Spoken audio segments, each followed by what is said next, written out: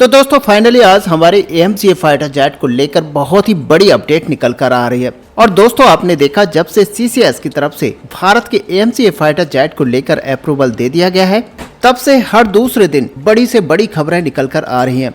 लेकिन दोस्तों आज जो खबर निकल कर आई है वो बहुत ही ज्यादा अच्छी है, क्योंकि दो खबरें एक साथ निकल कर आई हैं। और दोस्तों आपको बता दें, जो पहली खबर निकल कर आई है वो यहाँ पर एमका की मैन्युफैक्चरिंग को लेकर है, वहीं दूसरी यहाँ पर इंजन को लेकर है, जिसने सबको चौंका दिया है। क्योंकि दोस्तों ऐसी दो महत्वपूर्ण ये खबरें हैं जिनकी वजह से आज हमारे एमका को लेकर अब यहाँ पर कई सारे विशेषज्ञों का मानना है कि भारत का एमका बहुत ही तेजी के साथ बनकर तैयार होगा। और सच मानिए कि भारत का ये फाइटर जेट 2028 में आपको वायुसेना के अंदर इंडक्ट होता हुआ दिखाई देगा। ऐसे में दोस्तों जहां पर सरकार की तरफ से इस प्रोजेक्ट को अप्रूवल दे दिया गया है और अब इसको लेकर जो फंडिंग है वो देनी स्टार्ट की जा चुकी है। इसी के तहत ADA एरोनॉटिकल डेवलपमेंट एजेंसी, जो कि DRDO की ही एक शाखा है, वो इस पूरे प्रोजेक्ट को हैंडल कर रही है और उसने भी अब इस काम को बहुत ही तेजी से करना स्टार्ट कर दिया है। और दोस्तों बताया ये जा रहा है कि आने वाले कुछ ही दिनों के अंदर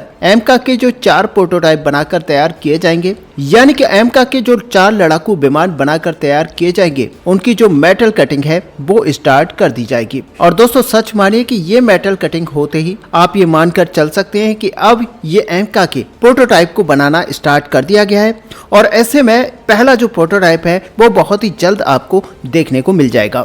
ऐसे में आपको बता दें कि ये जो मेटल कटिंग होती है असल में वो काम होता है जहां पर सबसे पहले एमका के पहले प्रोटोटाइप को बनाना स्टार्ट किया जाता है। ऐसे में मैन्युफैक्चरिंग इसकी बहुत ही जल्द स्टार्ट हो जाएगी। साथ ही दोस्तों दूसरी खबर जो यहाँ पर निकल कर आ रही है वो एमका के इंजन को लेकर है। और आप सभी जानते हैं कि एमका के अंदर जो शुरुआती लड़ाकू विमानों में इंजन जो यूज किया जाएगा उन सभी में अमेरिका का F414 इंजन लगाया जाएगा। और दोस्तों इस पर भारत और अमेरिका की सहमति बन चुकी है। सबसे बड़ी बात यह है कि इसी साल जून के महीने में भारत US इस पर एग्रीमेंट साइन कर लेंगे। और दोस्तों सबसे बड़ी बात यहाँ पर यह होगी कि ये जो इंजन है वो भारत के अंदर डेवलप किया जाएगा, वो भी 80% टेक्नोलॉजी ट्रांसफर के साथ डेवलप किया जाएगा। और सबसे बड़ी बात यह है कि भारत के अंदर ही पूरा इंफ्रास्ट्रक्चर पहले तैयार किया जाएगा, जिसके अंदर ये इंजन बनकर तैयार होगा। और ऐसे में दोस्तों जहां पर अमेरिका हमें 80% टेक्नोलॉजी को ट्रांसफर कर रहा है, तो वहीं भारत की अब राय है कि इसकी 100% टेक्नोलॉजी को लिया जाए। वैसे भारत ये चाहता है कि 100% टेक्नोलॉजी को अगर अमेरिका यहां पर ट्रांसफर करता है तो ये भारत के हित में होगा।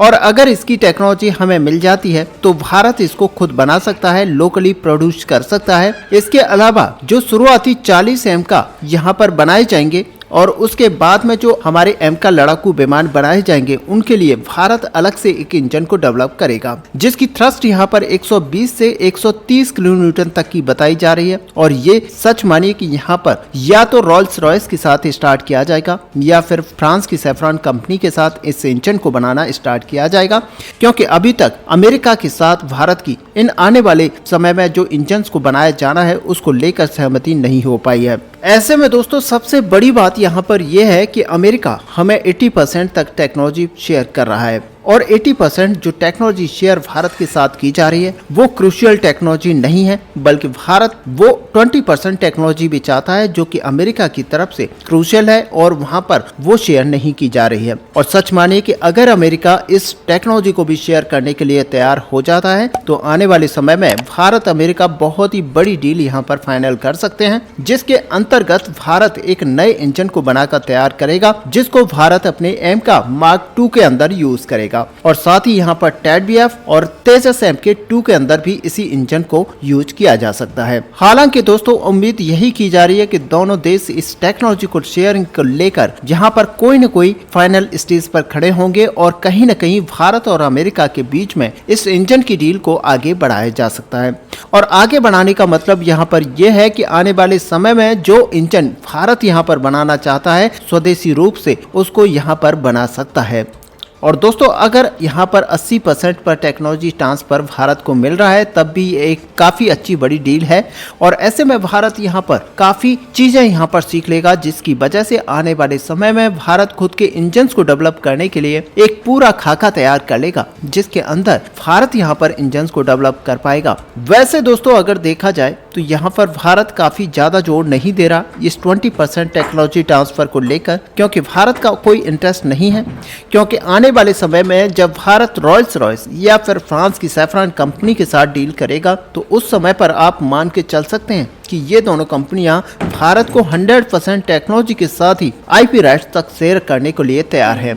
और असल में दोस्तों अगर देखा जाए तो भारत आने वाले समय में अपने एमका को लेकर बहुत ही तेजी से काम करने वाला है। और सच मानिए कि एमका पर अगर इसी तेजी के साथ काम किया जाता है तो भारत का एमका समय से पहले बनकर तैयार हो जाएगा। और सबसे बड़ी बात यह है कि भारत के अंदर जब इंजन को मैन्युफैक्चर किया जाएगा तो इसका सबसे बड़ा फायदा ये होगा कि भारत का एमका बनाने वाली कंपनी एडीए और डीआरडीओ इसकी डिलीवरी जल्द से जल्द भारत की वायुसेना को दे पाएंगे, जिससे कि एमका बहुत ही तेजी से तैयार हो पाएगा। और साथ ही दोस्तों आपको बता दें कि भारत के तेजस फाइटर जेट को लेकर भी एक बहुत ही बड़ा अपडेट निकल कर आया है। और दोस्तों आपको पता ही होगा कि 2 दिन पहले ही एक तेजस यहाँ पर क्रैश हो गया था। और सच माने कि ये पिछले 23 सालों में पहली बार हुआ है जब कोई तेजस हमारा किसी हादसे का शिकार हुआ है। लेकिन आपको बता दें कि भारत के तेजस को यहाँ पर क्रैश होने के बाद थाईलैंड ने जो किया है अब आप उसको देखकर चौंक जाएंगे, क्योंकि भारत के फाइटर जेट का यहाँ पर क्रैश होना भारत के लिए कोई बहुत ही बड़ा झटका नहीं है। क्योंकि तेजस के प्रतिद्वंदी स्वीडन का ग्रिपेन हो या फिर साउथ कोरिया का T-50, इनके भी कई सारे फाइटर जेट्स यहाँ पर क्रैश हो चुके हैं। और सच मानिए कि इनका जो रिकॉर्ड है वो काफी क्रैशिंग का है। और जैसा कि अभी तक पूरे 8 ग्रिपेन क्रैश हो चुके हैं, वहीं हर 4 सालों में साउथ कोरिया के फाइटर जेट के क्रॉस होने का रिकॉर्ड बन चुका है। लेकिन भारत का तेजस अमेरिकी इंजन की नाकामयाबी की वजह से यहाँ पर क्रैश हुआ है। ऐसे में यह बात भारत के लिए एक बड़ा झटका नहीं है, किंतु एक बड़ी जांच का विषय यहाँ पर बन चुका है। लेकिन दोस्तों अब आपको बता दें कि इसी बीच थाईलैंड की तरफ से अपने हवाई क्षमता को मजबूत बनाने के लिए एक श्वेत पत्र जारी किया गया है, जिसमें थाईलैंड ने अपनी वायुसेना के लिए नए फाइटर जेट को खरीदने का जानकारी दी है। और थाईलैंड ने अपने नए श्वेत पत्र में भारत के तेजस फाइटर जेट को प्राथमिकता से शामिल किया है। ऐसे में दोस्तों थाईलैंड की तरफ से श्वेत पत्र में जो अमेरिका के और साथ ही रशिया के अलग अलग फाइटर जेट को यहाँ पर शामिल किया गया है। और सच माने कि इस पूरे टेंडर के अंतर्गत भारत एक मुख्य भूमिका यहाँ पर निभाएगा। और ऐसे में आप यहाँ पर मान के चल सकते हैं कि थाईलैंड की इस ट्रेड के अंदर भारत एक मुख्य दावेदार के रूप में उभर कर आएगा। ऐसे में दोस्तों आपको बता दें कि थाईलैंड की वायुसेना पहले से अमेरिका का F-16 और स्वीडन के ग्रिपेन का संचालन करता है। लेकिन अब थाईलैंड ने नए फाइटर जेट के लिए श्वेत पत्र जारी किया है और ऐसे में भारत के तेजस फाइटर जेट को प्राथमिकता दी है, जिस समय पर पहली बार भारत का तेजस यहां पर क्रैश किया है। अब दोस्तों यहां पर देखा जाए तो 23 साल में भारत के पहले तेजस फाइटर जेट के क्रैश होने से तेजस फाइटर जेट की छवि को कोई नुकसान नहीं हुआ। ऐसे में दोस्तों आपका इस पूरे टॉपिक को लेकर क्या व्यू है, आप अपना व्यू हमें कमेंट पर लिखकर जरूर बताएं। साथ ही अगर वीडियो आपको अच्छी लगी हो तो लाइक और शेयर करना ना भूलें। मिलते हैं नेक्स्ट वीडियो में, तब तक के लिए जय हिंद जय भारत।